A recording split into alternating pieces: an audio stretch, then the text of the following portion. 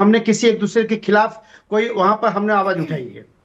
ठीक है, यदा कदा अगर स्थानिक लेवल पे कोई परिस्थितियां बनी है तो आप लोगों के लिए कुछ मसाला चाहिए कि नहीं मसाला चाहिए, कुछ कहने के लिए, सुनने के लिए। लेकिन गजब बात होगी सर, आप लोग लड़ेंगे, आप लोग भिड़ेंगे।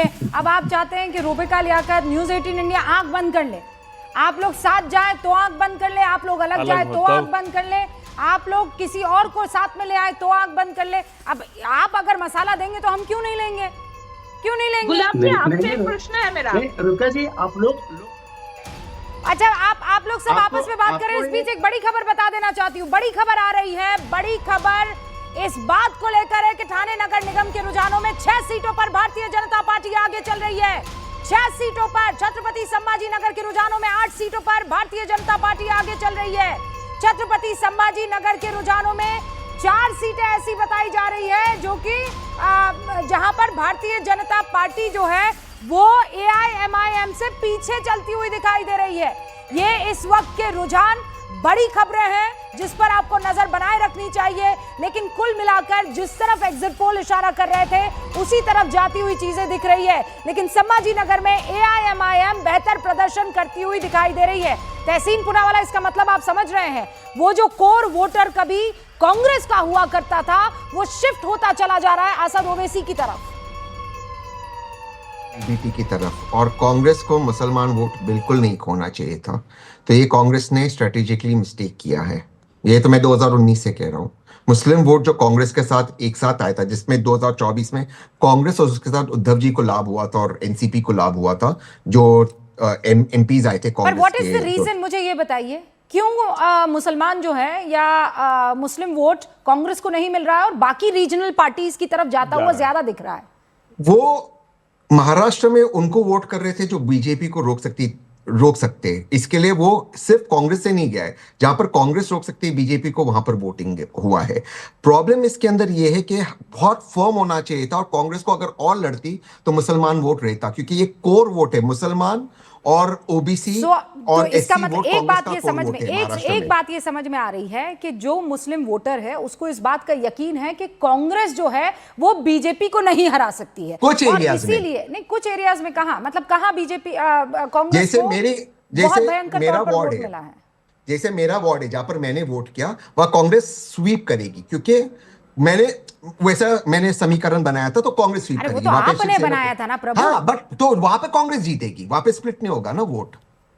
तो वैसे तो कांग्रेस को करना चाहिए था पूरे महाराष्ट्र के अंदर, तो ये स्ट्रेटेजी आपको करना चाहिए था। मेरे वहां सारे कांग्रेस के वोट कॉर्पोरेटर्स जीतेंगे, हमने खड़ा ही नहीं होने दिया किसी और को। बहुत कंप्लेन हुए मेरी, हर्षवर्धन जी, बहुत कंप्लेन हुई मेरी, लेकिन चारों जो कॉर्पोरेटर मेरे वार्ड में जीतेंगे, कांग्रेस ही जीतेगी। ऑलराइट, हमने आने ही नहीं दिया, हमको घुसने ही नहीं दिया। नागपुर से बस आपको जानकारी दे दूं, 27 सीटों पर भारतीय जनता पार्टी आगे चल रही है। ठाणे में 22 सीटों पर बीजेपी आगे चल रही है। शिंदे शिवसेना भी इसमें अपना योगदान देते हुए नजर आ रही है। लेकिन पुणे में भी बीजेपी इस वक्त आगे चल रही है। एनसीपी 2 पर है और भारतीय जनता पार्टी 5 पर आगे चल रही है। ये इस वक्त की बड़ी खबर है। कुल मिलाकर महायुति की बल्ले बल्ले दिख रही है। लेकिन हर्षवर्धन जी, यहां पर जैसा जो समीकरण दिख रहा है, क्या हारे तब भी हमारी जीत है? क्योंकि सामने वाला तो पवार गुट है, पवार गुट तो अपना ही है, जीते तब तो जीते ही हैं।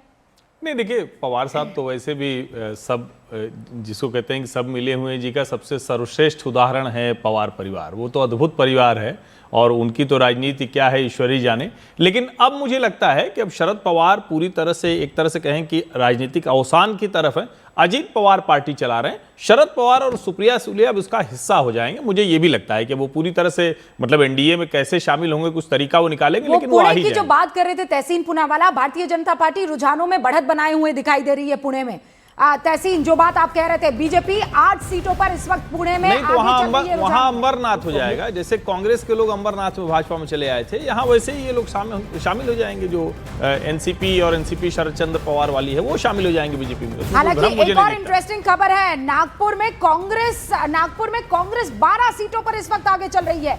बीजेपी को बड़ी बढ़त मिली हुई है, लेकिन कांग्रेस भी 12 सीटों पर आगे रुझानों में दिखाई पड़ रही है। बड़ा इंटरेस्टिंग इस वक्त ये जो टाइम है वो चल रहा है। एक चीज जरूर मैं जोड़ दूं, जो तहसीन कह रहे हैं कि कांग्रेस को मुसलमान वोट नहीं कर रहा है, मैं इससे सहमत नहीं होता हूं। नहीं वोट कर रहा था, लेकिन अब राहुल गांधी का 1 पॉइंट एजेंडा है मुस्लिम वोटों को अपने साथ लाना।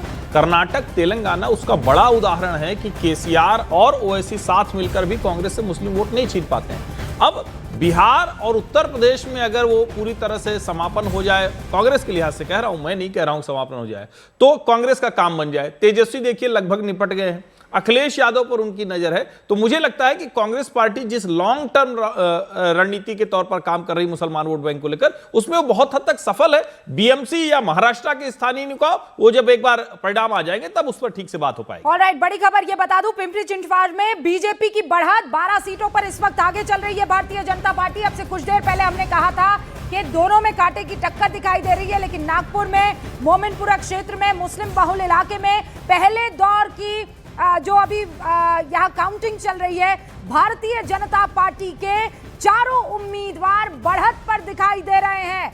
नागपुर, उसके मोमिनपुरा के ये दो इलाके मैं आपको बता रही हूं, जहां पर मुस्लिम बहुल इलाकों में पहले दौर में भारतीय जनता पार्टी के 4 उम्मीदवार बढ़त पर दिखाई दे रहे हैं। वहां संभाजी नगर में भारतीय जनता पार्टी 9 सीटों पर इस वक्त आगे दिख रही है।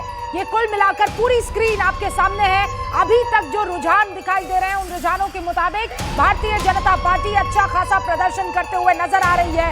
लेकिन 25 साल से जिस बीएमसी पर काबिज रहा करती थी शिवसेना, उसके लिए थोड़ी मुश्किल घड़ी साफ तौर पर यहां दिखाई पड़ रही है।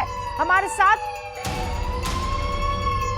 और इससे पहले कि मैं आगे बढ़ूं, राहुल गांधी ने अब से कुछ मिनट पहले वो जो स्याही वाला कांड कल हुआ था, उस पर बड़ा ट्वीट कर दिया है।